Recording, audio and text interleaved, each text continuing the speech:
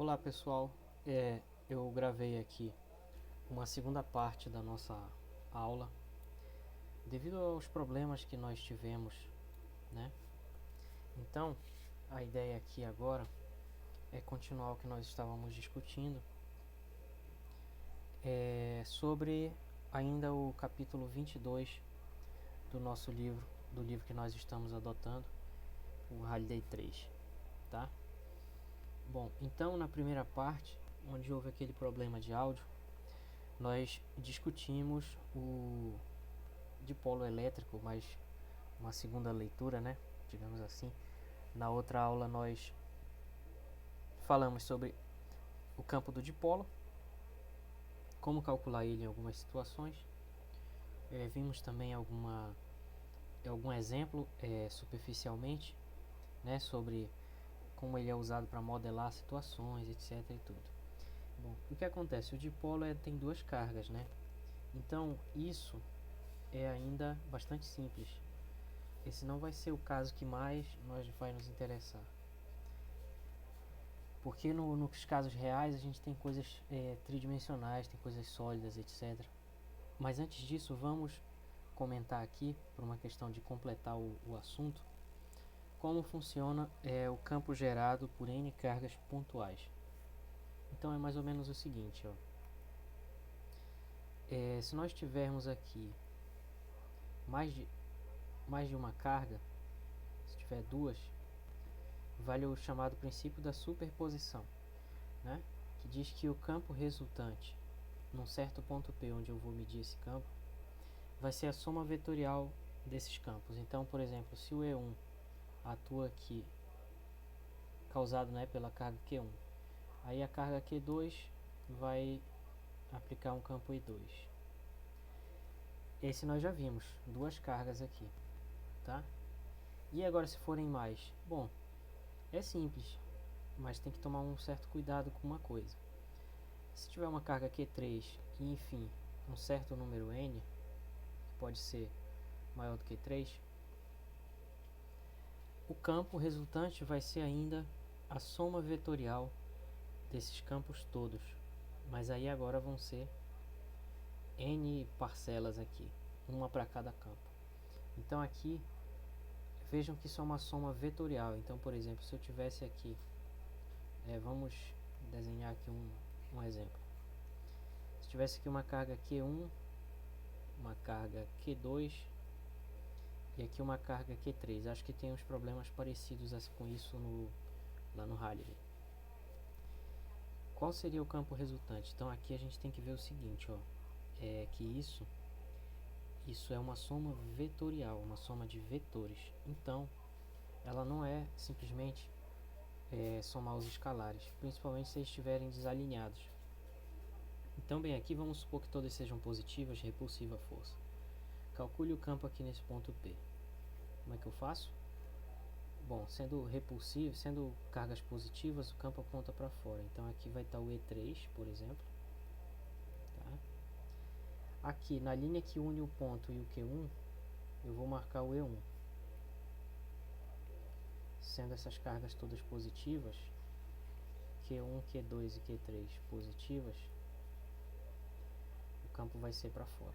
E aqui vai ter um campo E2 também.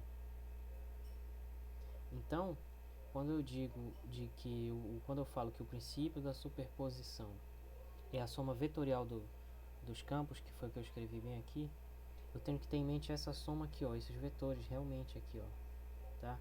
Nesse caso bidimensionais, então eu tenho que dar um jeito de somar esses vetores. E esse vai ser o campo resultante nesse ponto P. Se eu quisesse um outro ponto, aí eu estudo como fica esse campo calculado nesse ponto, causado por essas cargas e etc. Tá? Então esse é o princípio da superposição para N cargas pontuais. Então, por exemplo, aqui, ó, vamos dizer que eu tenho aqui um plano cartesiano. Aí bem aqui tem uma carga Q1 que vale 2 coulombs. Bem aqui tem uma carga Q2 que vale menos 3 vamos dizer que seja menos 2 coulombs também. E bem aqui, formando um triângulo equilátero, ó, vai ter uma outra carga Q3. Calcule o campo aqui no centro, tá? Uma carga Q3 que vale 10 coulombs, por exemplo. 10 coulombs, não centímetro. Então vamos só desenhar aqui só para a gente ter uma ideia das forças. Então, sendo positiva, calcule o campo aqui no ponto P. Sendo positivo, aponta para fora. Então esse campo vai passar por essa linha vertical aqui e vai apontar para baixo, o campo E3. O campo E2, como a carga é positiva, ele vai apontar aqui na direção desse ponto e no sentido para fora da carga. Aqui vai ser o E1. E finalmente aqui o campo E2, ele vai apontar para cá, para dentro também.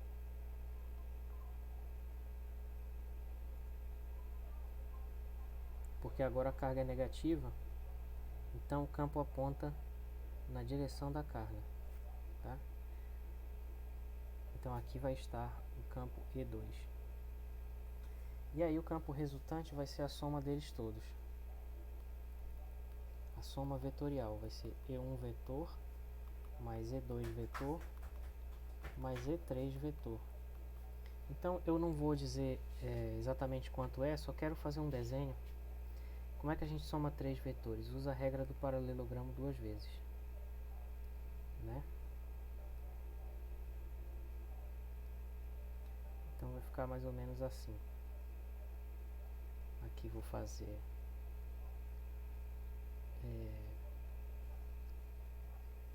uma soma parcial aqui, E1 mais E2. E aí se eu formar um outro paralelogramo aqui, eu faço a soma deles com o E3 e vou ter o resultado final. Tá? Só pra gente pensar um pouco aqui. Não.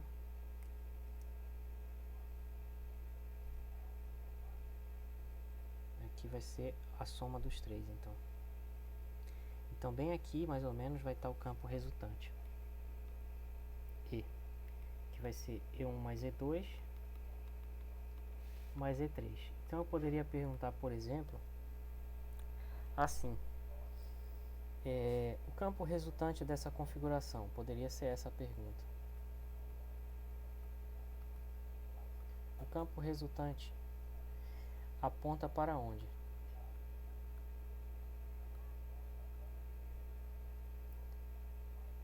Então uma resposta possível seria, sem a gente calcular, para a direita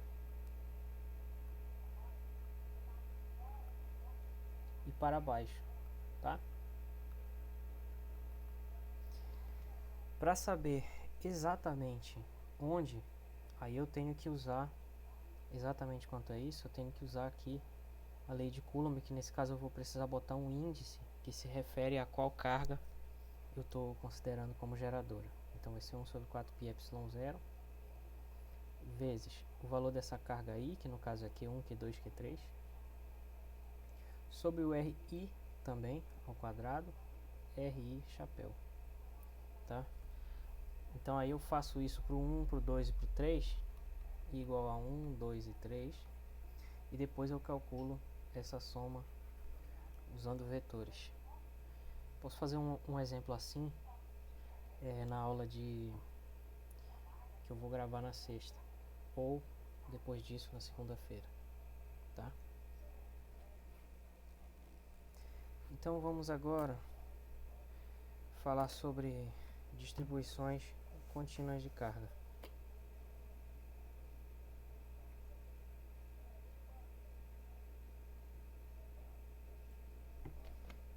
É importante ter de cara uma distinção que é a seguinte.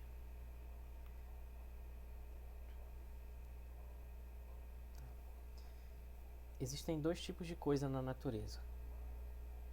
E nos nossos modelos idealizados para estudar a natureza, existe uma distinção entre discreto e contínuo, tá? Entre discreto e contínuo. O que é um exemplo de uma coisa discreta?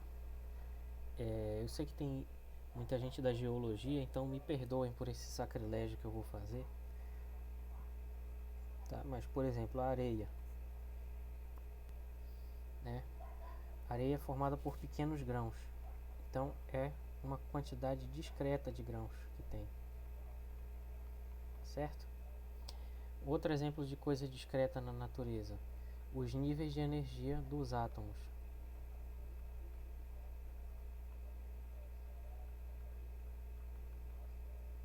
Não vou entrar nem na mecânica quântica. Se vocês já estudaram o modelo de Bohr, por exemplo, já devem ter visto assim, que bem aqui está o núcleo, e aí tem níveis de energia aqui na eletrosfera, né? Os elétronzinhos aqui vão ter níveis de energia. Então, por exemplo, os níveis de energia aqui dos átomos são discretos, porque aqui vai ter um nível E1, nível E2, e não existe nenhum elétron que vá ter uma energia intermediária, E1 mais E2 sobre 2, isso não existe, porque a energia é discretizada. Curiosidade, discreto e quântico são sinônimos. Perdão, aqui não ficou muito legível. Tá. Discreto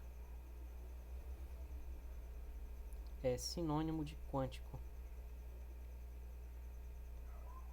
É quase a mesma coisa, não é a mesma coisa em todos os contextos, né? Mas no contexto da física, sim. Então, quântico significa discreto, quer dizer que a energia não pode assumir qualquer valor. Então, esses são exemplos de grandezas discretas, né? Vocês, se algum de vocês já estudou estatística básica, talvez tenha exemplos melhores que os meus aqui para falar sobre isso. E grandezas contínuas? Aliás, rapidinho, grandezas discretas são muito mais comuns em muitas situações da nossa vida, né? Por exemplo, quantidade de livros que eu tenho é uma grandeza discreta. Eu não tenho meio livro, um terço de livro, tá? Quantidade de teclas no teclado é discreta. Então é isso, são números inteiros. Uma quantidade discreta é uma quantidade inteira.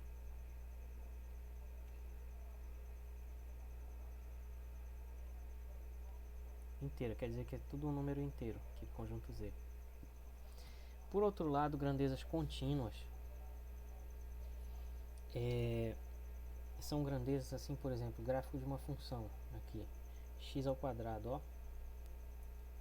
Vamos supor que isso fosse mesmo um gráfico perfeito assim.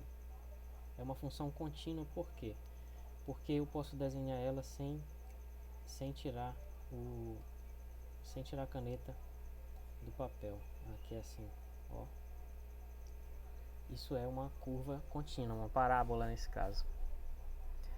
Um outro exemplo de grandeza contínua. É difícil de falar na natureza porque tudo é feito de átomos e os átomos eles são discretos, tá? Então, mas o que acontece? E nós sabemos inclusive, por exemplo, que a carga elétrica também é uma grandeza discreta. Como nós discutimos na primeira aula e no início da segunda aula, a carga elétrica é quantizada, que significa que ela só existe em grandezas discretas. Mas o que acontece no mundo real, na vida real, o interessa para vocês que estudam geologia e também engenharias em geral, interessa distribuições contínuas. Por quê? Porque elas se referem ao mundo real. E no mundo real, as coisas são objetos macroscópicos. É isso que eu estou tentando dizer. O que nos interessa para as ciências aplicadas, para as engenharias, são objetos macroscópicos, tá? Como, por exemplo, uma antena. Essa antena não ficou muito boa, né? uma antena aqui produzindo ondas eletromagnéticas. A antena ela é um objeto físico real, ela tem uma geometria, uma massa, ela tem um peso, tem uma distribuição, certo? Ela é contínua. Aquela experiência de Van de Graaff também. Eu só vou mostrar aqui rapidinho.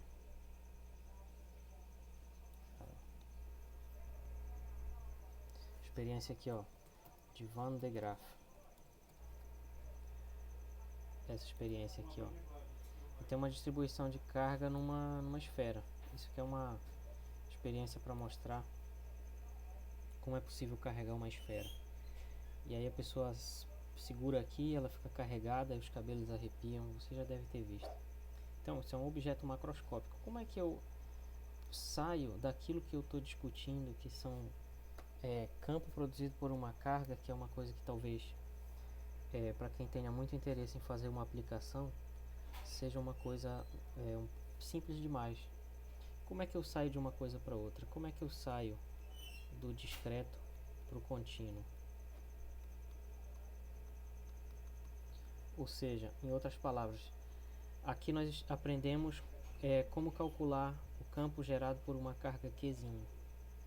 Mas e se agora eu estou estudando um certo problema onde tem uma placa e essa placa vai ter uma carga Q que está distribuída, daí vem a palavra distribuição, que vai estar distribuída por essa placa aqui. Como é que eu calculo esse campo? Isso aqui vai ser útil, por exemplo, calcular o campo gerado por uma placa para poder estudar capacitores. Meu capacitor ficou estranho aqui, né? Mas enfim, vocês pegaram a ideia. Aqui, um capacitor. Então, o campo gerado por uma placa vai ser útil para calcular, por exemplo, o tempo que um capacitor leva para carregar, esse tipo de coisa, tá? Então, vejam que tem uma distinção aqui, discreto, contínuo. Vamos explicar melhor isso com exemplos. Mas, basicamente, o contínuo é quando tem um objeto macroscópico. E esse objeto macroscópico, ele pode ter uma dimensão, duas ou três. E nós vamos ver caso a caso. Como é que nós lidamos com esse tipo de coisa? Então, vamos começar aqui, por exemplo, com um fio. Isso aqui é um fio por onde vai passar uma corrente elétrica. Que nós não vamos estudar corrente elétrica agora, mas é nisso que nós estamos interessados depois. Então imagine aqui um fio e esse fio ele está carregado, ou seja, ele tem carga elétrica. Então a carga ela vai estar toda espalhada aqui. Se eu olhar com uma lupa, eu talvez consiga ver os elétrons aqui, né? Idealmente eu poderia ver os elétrons aqui. E aí eu sei que a carga é discreta, não contínua. Mas quando eu olho para o fio, que o fio é macroscópico e tem da ordem de 10 a 23, digamos, elétrons por cada grama, mais ou menos, de fio, é muito elétron. Então a gente faz uma aproximação, tá? Então essas distribuições contínuas é uma aproximação macroscópica. É uma aproximação macroscópica. E o que acontece? Dependendo do tamanho do fio, vai ter uma certa quantidade de carga, né? Então se eu pegar um pedacinho de fio aqui vai ter uma certa quantidade de carga aqui. Se eu pegar um certo tanto de fio aqui, vai ter uma, digamos aqui, uma quantidade de carga Q1. Aqui vai ter uma outra certa quantidade de Q2 e assim por diante. Como é que eu mensuro, como é que eu meço isso para trabalhar com isso numa situação real? Através da ideia de densidade, tá? Através da ideia de densidade. Então, aqui nós vamos introduzir uma coisa chamada densidade de carga.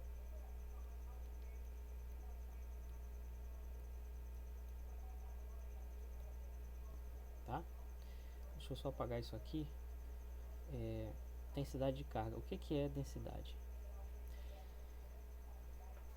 Para falar da densidade de carga, vocês devem conhecer a densidade de massa. Talvez seja mais comum e provavelmente vocês estudaram isso em Física 2, densidade de massa, lá em fluidos, né? Porque para estudar fluidos usa muito o conceito de densidade de massa.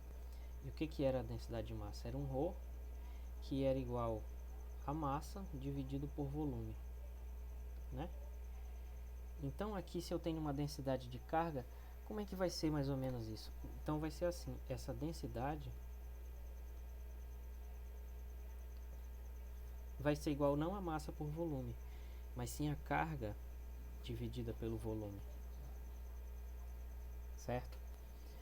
Então isso aqui vai ser a densidade de carga, nesse caso volumétrica.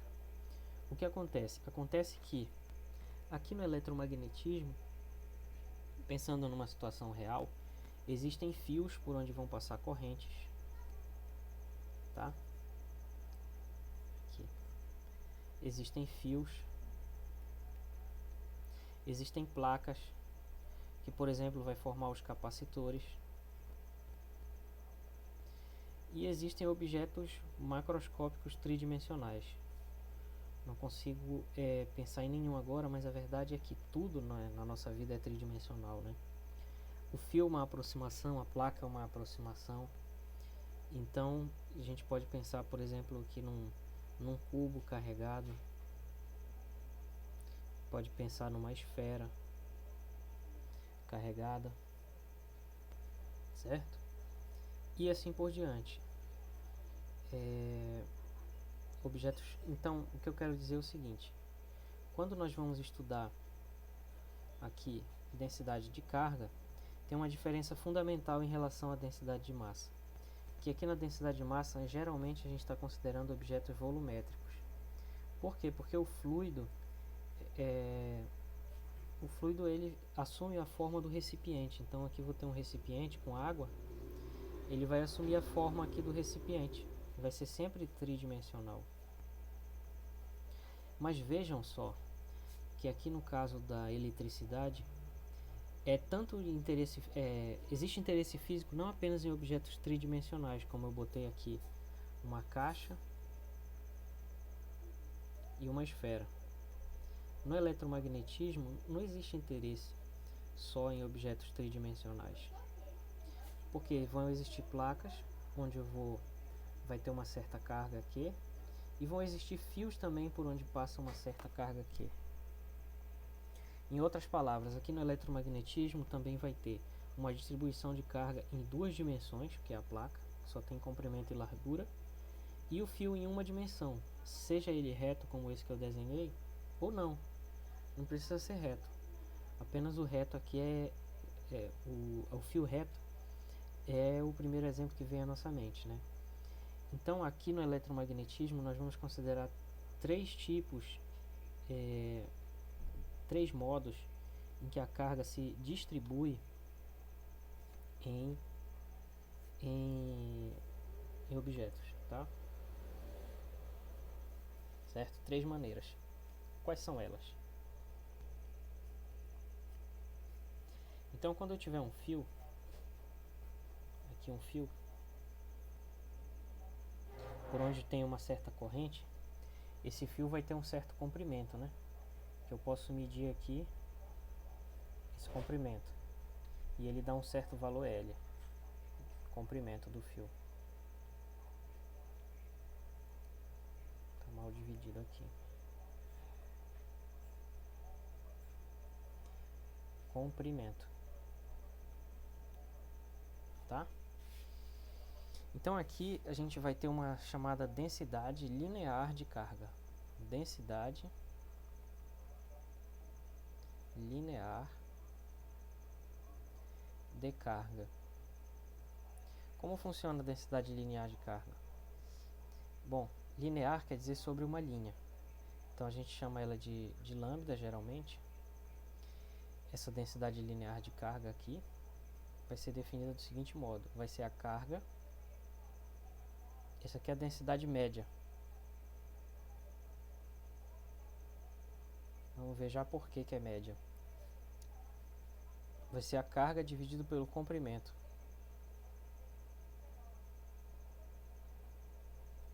Então vamos falar só de densidade linear por enquanto, senão vai atrapalhar tudo, tá?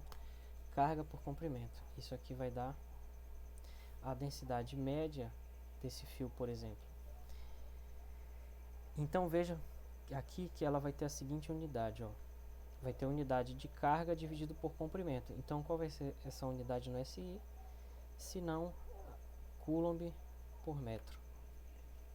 Simplesmente Coulomb por metro. Densidade vai ser carga sobre comprimento. Mas isso daí é uma média, tá? E sendo uma média, ela é imprecisa, certo? Isso daqui é uma média. E sendo uma média, ela é imprecisa. Para que nós tenhamos mais precisão, é preciso ter um mapa que diga o seguinte, ó. Tá aqui o fio. E aí essa função lambda, ela diga o seguinte, ó. Bem aqui tem uma certa carga, um pedaço pequeno, aqui vai ter um ΔQ. Aqui vai ter um outro ΔQ. Vou chamar ΔQ2, ΔQ1. Aqui num certo comprimento que eu vou chamar ΔL1. Aqui um ΔL2. Nesse comprimento aqui vai ter uma certa carga. Então, a quantidade, a densidade num pedacinho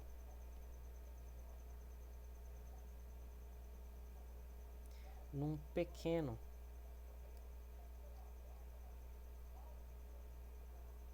pedaço de fio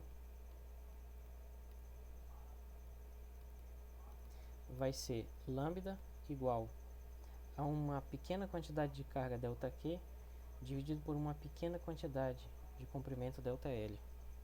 Então vocês já devem ter imaginado para onde é que isso vai dar, né?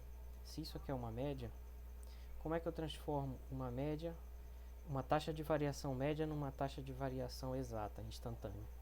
Eu transformo isso numa derivada, porque aí na derivada aqui vai ser pego o modo como essa densidade varia ao longo do comprimento. Então aqui vai ter um d carga e aqui vai ter um d comprimento. Então a densidade de carga vai ser a derivada da carga em relação ao comprimento. Essa vai ser a densidade linear de carga e essa vai ser a fórmula que nós vamos realmente aplicar. Essa daqui é a fórmula exata. Exata e geral também, tá? Isso vai ser a fórmula principal que nós vamos precisar. Então, a densidade de carga ela vai ser a derivada da carga em relação ao comprimento. Continuando então aqui o raciocínio, nós vimos que a densidade linear de carga é igual à derivada da carga em relação ao comprimento. Então, numa situação física real, o que vai nos interessar na verdade aqui é conhecer essa densidade de carga, que deve ser um dado do problema, e escrever esse dq que nós chamamos de elemento de carga como sendo lambda vezes um dl. Então, numa situação física, por exemplo, aqui de um exemplo, ó, se tivesse um fio aqui no eixo x, tá? E aí dissesse assim, calcule o campo elétrico gerado por esse fio aqui no eixo x, onde ele vai aqui de 0 até um certo comprimento L. Como é que eu lido com essa situação? Eu tenho que descobrir quem é o elemento de carga desse problema. E aí vão ter duas situações. Se for uma distribuição uniforme,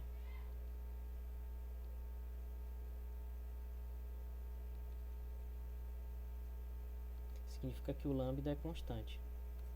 Então, se ele é constante e eu disser, por exemplo, esse fio tem uma carga total Q maiúsculo. Então, o que eu tenho que fazer é o seguinte, dizer que essa densidade de carga é a carga total pelo comprimento total, e aí eu tenho o lambda.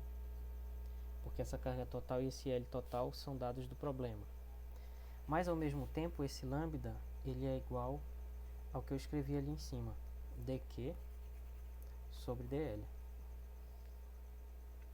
Então eu posso juntar essa igualdade de cima aqui da direita, essa igualdade aqui e essa bem aqui, e aí eu posso escrever o elemento de carga. O elemento de carga dq vai ser q sobre l vezes dl. Então, num problema de calcular o campo, o que me interessa é isso aqui, porque isso aqui vai me dizer como é que eu trabalho com um pedacinho de carga dq que vai dar sua contribuição para o campo total. E com isso eu vou poder calcular esse campo total. Vamos ver isso através de exemplos. Então, só queria enfatizar aqui esse dq primeiro. Então vamos a um exemplo aqui de uma dimensão, depois eu falo de como vão funcionar as outras. Então já estamos falando um pouco sobre distribuições em uma dimensão e vamos ao nosso primeiro exemplo, que é o exemplo que está lá no livro. Tirei essa figura do livro, não vai fugir do que está lá no livro, tá? Então aqui tem um anel carregado, representado aqui embaixo na direita, e aí a pergunta é quanto vale o campo gerado por ele, que vai estar apontando, nós veremos porque bem aqui vai estar esse campo. Calcule esse campo, é a questão, tá? Sendo que aqui tem uma distribuição linear de carga nesse anel. Então, qual é a primeira coisa que tem que fazer? A primeira coisa que tem que fazer é escrever a lei de Coulomb, tá? Lei de Coulomb para o campo elétrico. Então aqui o que diz a lei de Coulomb? Ela diz o seguinte, que o campo, né, ele é 1 sobre 4π ε0 vezes a carga como função, né, da distribuição de carga, dividido por r ao quadrado r chapéu. Não vamos usar essa forma aqui, porque ela é muito complicada para a gente trabalhar agora. Nós vamos fazer o seguinte, vamos usar a forma escalar. Então vamos esquecer o vetor aqui por enquanto, esquecer isso aqui por enquanto. Vamos trabalhar só com isso aqui. Como é que eu faço? Eu vou separar ele em pedaços pequenos para poder integrar. É basicamente isso. Então, em vez de calcular o campo, eu não posso calcular diretamente. O que eu vou fazer é pegar, como está aí na figura, um pedacinho do fio, bem aqui, um pedacinho do fio que vai ter um comprimento diferencial, ou seja, infinitamente pequeno, que no caso é esse pedaço bem aqui que o livro marcou, o ds. Então isso vai me dar um campo muito pequeno, que vai ser um dE. Então esse dE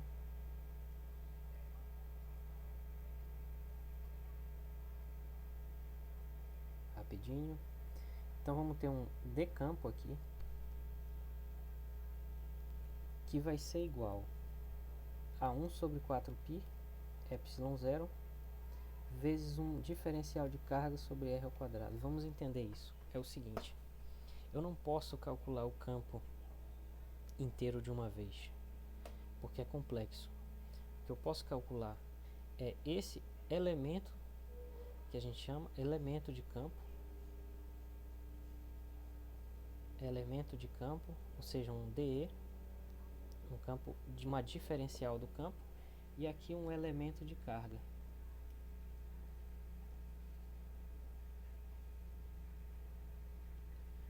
Ora, isso nada mais é do que um pequeno pedaço de carga que está bem aqui, que está concentrado aqui. Bem aqui, ó, vai ter uma carga total Qzão distribuída no anel, mas num pedacinho dele vai ter só um dQ, de tal modo que essa carga total vai ser igual à integral desse dQ, dividido nesse caso por todo o comprimento do anel.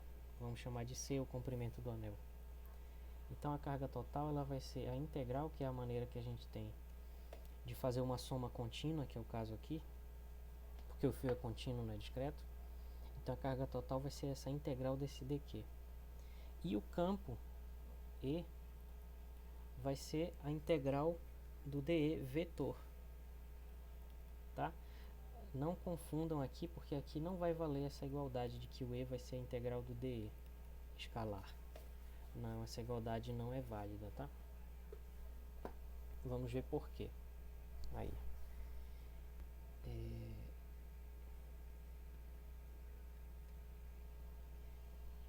Tá bom, porque o certo é o vetor mesmo, né? O problema é esse. Então aqui, mas aqui a gente vai calcular esse dE e depois a gente vai adaptar para obter o que nos interessa, tá bom? Então aqui, primeira coisa, vamos reescrever esse dq, esse elemento de carga aí, de uma maneira que nos ajude. Então vamos fazer o que está no slide anterior. Aqui vai ter uma densidade de carga lambda, que vai ser igual ao dq sobre, nesse caso, aqui o livro chama de S esse comprimento ao longo do anel. Então aqui vai ser um ds, certo?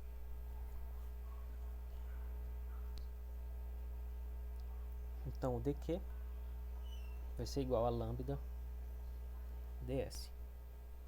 E aí a gente substitui lá na fórmula. Então com isso vai ficar dE igual 1 sobre 4π ε0 vezes lambda ds, que é o nosso dq, dividido por rzinho ao quadrado. Agora vamos pensar mais um pouco aqui para poder resolver esse problema. O que é o rzinho? O rzinho aqui, como mostra a figura, é a distância entre o elemento de carga que está bem aqui e o ponto onde se mede o campo, ponto P. Então, nós vamos colocar tudo isso em função de duas outras variáveis, que no caso vão ser essa daqui, R maiúsculo, que é o raio do anel, e Z, que é a distância entre o anel e o ponto onde se mede. Nós vamos fazer isso porque vamos ver que esse campo elétrico só depende dessa altura Z. Então vamos lá. Aqui tem um triângulo retângulo, né? Forma um triângulo retângulo ali, onde a altura é Z, aqui a base é R, aqui é um ângulo reto, tá bem aqui o ângulo reto, ó. E aqui vai ser Rzinho. Então aqui eu aplico simplesmente o teorema de Pitágoras, que vai dizer que Rzinho, que é a hipotenusa ao quadrado, é a soma dos quadrados dos catetos. Tá bom? E como no problema aparece justamente R ao quadrado, eu não preciso nem tirar a raiz, já está aí. Então aqui onde nós paramos, o dE vai ser agora 1 sobre 4π ε0 vezes lambda ds dividido por z ao quadrado mais rzão ao quadrado. Então nossa fórmula está aparecendo, tá?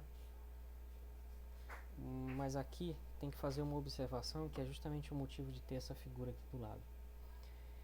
Existe nesse problema uma coisa importantíssima chamada simetria. O que quer dizer a simetria? O anel ele é simétrico aqui em relação a esse eixo, porque de qualquer jeito que eu gire aqui ele vai continuar igual. E a distribuição de carga também, o lambda, é uniforme, é constante. Isso é um dado do problema. Devido a essa enorme simetria,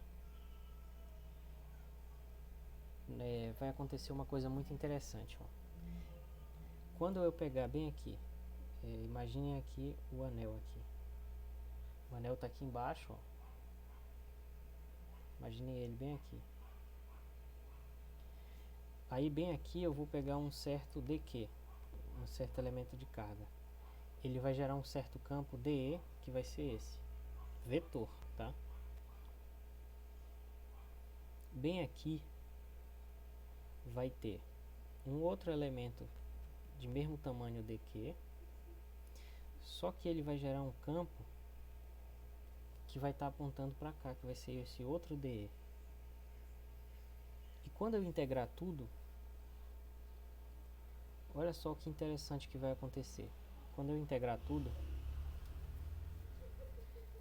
e aqui tem um ângulo θ, né? Ele que vai ser igual ao daqui.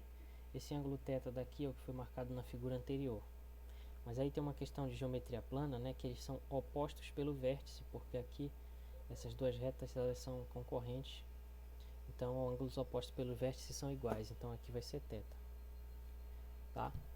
Então, olha que interessante que vai acontecer. Se eu separar esse elemento de campo DE bem aqui, e esse daqui também, em duas componentes, em relação aqui ao eixo Z e a esse plano XY, vou ter essa componente aqui para esse elemento e ter essa outra componente aqui para o outro elemento DE. Só que devido à simetria do problema, esses dois aqui vão ser iguais. E se eles vão ser iguais e têm sentidos opostos, eles se cancelam.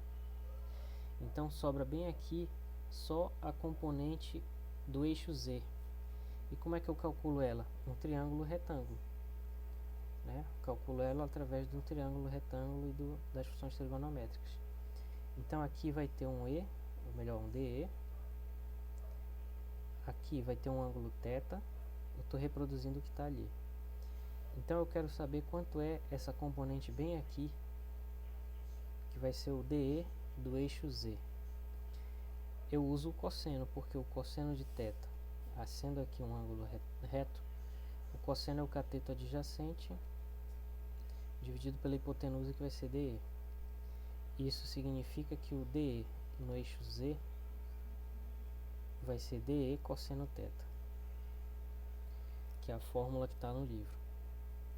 Então, na verdade, o que nos interessa não é o DE, e sim o DE cosseno θ. Por quê? Porque a outra componente dele, que vai estar bem aqui, ela vai se anular com essa que está bem aqui.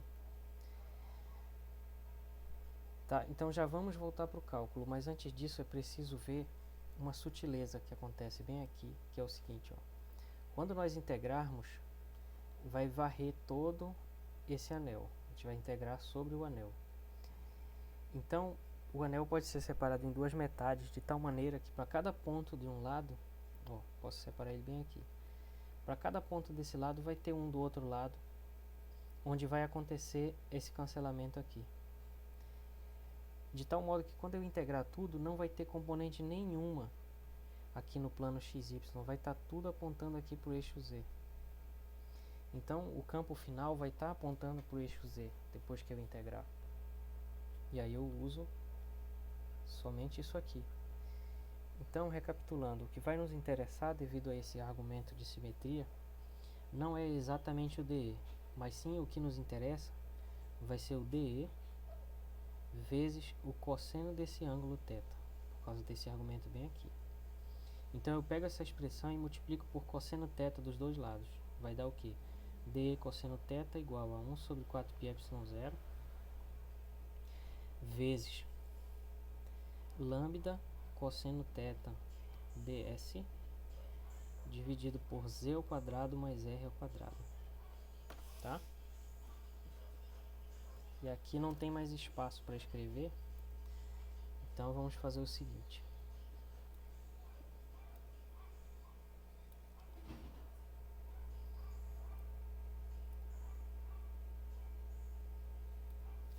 Ok? Então aqui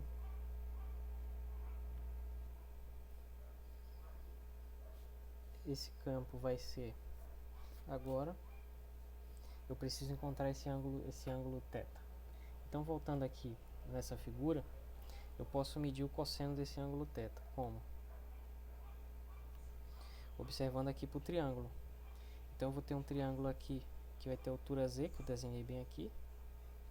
Então não precisa desenhar de novo, né? Onde bem aqui vai estar o ângulo θ. E aí eu calculo o cosseno de θ, que é o que me interessa. O cosseno de θ vai ser cateto adjacente, que é Z, dividido pela hipotenusa, que é R. Então o cosseno de θ vai ser Z sobre R. Acho que é melhor refazer o triângulo lá, porque senão vai ficar mais confuso. Então a gente tem um triângulo, aqui um triângulo retângulo, a gente vai ter altura Z, base R, hipotenusa Rzinho, sendo Rzinho raiz de R ao quadrado mais E ao quadrado pelo teorema de Pitágoras. E aqui vai ter um ângulo θ. Então o cosseno desse ângulo θ vai ser o cateto adjacente, que é Z, dividido pela hipotenusa, que é Rzinho. Mas Rzinho é isso aqui. Então dá Z sobre raiz de R ao quadrado mais Z ao quadrado. Esse vai ser o cosseno de θ. E é isso que eu vou inserir na fórmula anterior. Então, inserindo na fórmula anterior, fica assim: dE cosseno θ igual a 1 sobre 4πε0 vezes Z ds sobre R ao quadrado mais E ao quadrado vezes o cosseno θ que eu encontrei. Então, o cosseno θ vai ser... Deixa eu só ver aqui se eu não errei nada.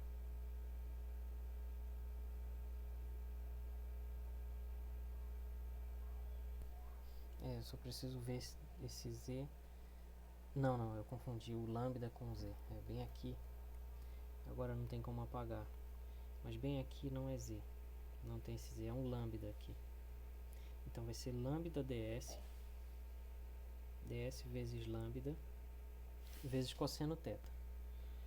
E agora o cosseno θ é que vai ser isso daqui que eu escrevi. Então vai ser Z dividido por raiz de R ao quadrado mais E ao quadrado. Então essa semelhança entre esses dois termos nos permite juntar eles. Por quê? Porque R ao quadrado mais E ao quadrado é a mesma coisa que R ao quadrado mais E ao quadrado elevado a 1. E a raiz de R ao quadrado mais E ao quadrado é a mesma coisa que R ao quadrado mais E ao quadrado elevado a meio. Então, quando eu multiplico esses dois aqui embaixo, eu posso somar os expoentes, 1 mais meio, que vai dar 3 meios. Isso é corriqueiro de acontecer em problema de eletromagnetismo, aparecer isso vezes a raiz dele, que dá ele elevado a 3 meios. Então aqui fica o dE cosseno θ igual a 1 sobre 4πε0. Aqui vezes lambda Z dividido por R ao quadrado mais E ao quadrado. Tá certo? Vezes o ds. Então, para eu aqui R ao quadrado mais E ao quadrado elevado a 3 meios. Então, para eu obter o campo total finalmente, eu tenho que integrar essa expressão última aqui. Felizmente é uma integração relativamente simples. Como nós vamos ver, o campo do anel vai dar uma outra integral um pouquinho mais complicada. Tá bom. Então aqui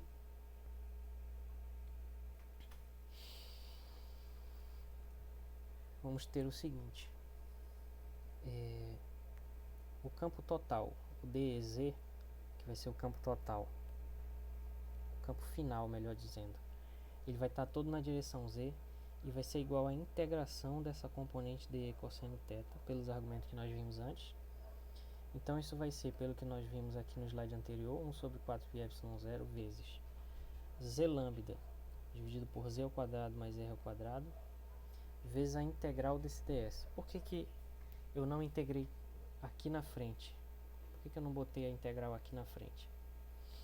Porque essa integral é em ds e nada aqui depende de S. S é o parâmetro que mede o deslocamento lá do anel, certo? O S está bem aqui, então o S varia de S igual a 0, dou uma volta inteira no círculo e chego em 2π vezes o raio dele.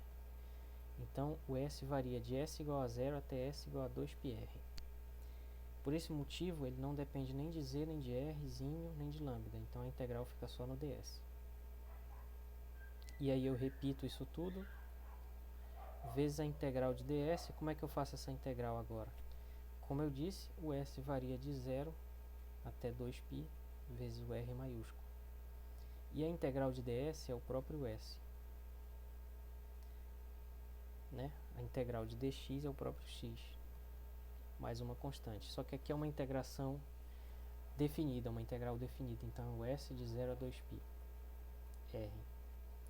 Então, isso vai dar o que está lá na frente, vezes 2πr menos 0, que vai dar isso tudo vezes 2πr. Então, eu substituo ali finalmente e fica assim, fica com uma expressão assim: E igual a 1 sobre 4πε0 vezes z lambda sobre r ao quadrado mais e ao quadrado elevado a 3 meios vezes 2πr. Aí corta esse 2 aqui, fica 2, corta esse π, então fica lambda r sobre 2πε0, tá?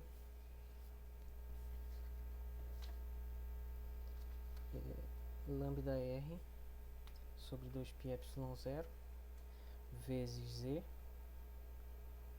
sobre z ao quadrado mais r ao quadrado elevado a 3 meios. Ainda não está igual ao livro, mas é a mesma coisa. Por quê? Por causa do seguinte: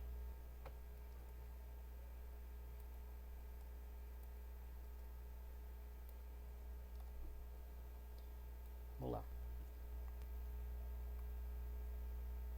Porque, como eu disse mais no início do vídeo, o lambda ele é igual a d carga de comprimento. Nesse caso, o nosso comprimento é o S.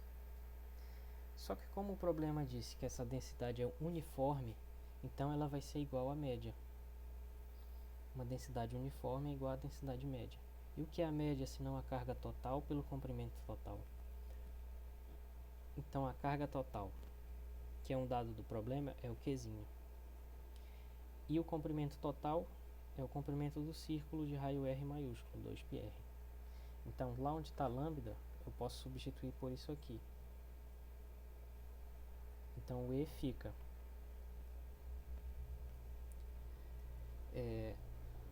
estava assim, lambda sobre 4πε0. Poderia ter terminado no slide anterior, mas eu quero que fique igual ao livro, então eu vou retroceder um passo. Estava escrito assim: z sobre z ao quadrado mais r ao quadrado elevado a 3 meios vezes a integral de ds, que deu 2πr. Estava assim. Mas agora eu vou pegar esse lambda escrito desse jeito. Vamos voltar aqui, ó. Estava assim, ó: 1 sobre 4πε0, z vezes lambda sobre isso, vezes 2πr. Estava assim. Mas aí eu vou deixar do jeito que parou nessa linha aqui, antes de vir para cá, pra gente ver uma coisa. Então, sendo lambda isso, o campo fica 1 sobre 4πε0 vezes o lambda, que é q sobre 2πr, vezes z dividido por z ao quadrado mais r ao quadrado elevado a 3 meios, vezes 2πr. Então aqui vai cancelar esse com esse e vai ficar exatamente como está lá. Então o E vai ser q sobre 4πε0 vezes z dividido por z ao quadrado mais r ao quadrado elevado a 3 meios. Tá bom? Então esse é o campo do fio carregado.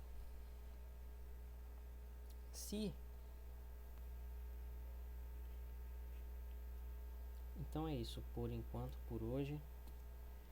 Eu termino aqui. E na próxima a gente discute a distribuição em 2 dimensões. Eu vou voltar ainda aqui, porque uma vez que a gente já fez esses cálculos todos, eu vou explicar melhor o que é o significado desse campo aqui através de um gráfico. E aí nós vamos discutir como entender esse resultado, mas era necessário fazer esse cálculo primeiro.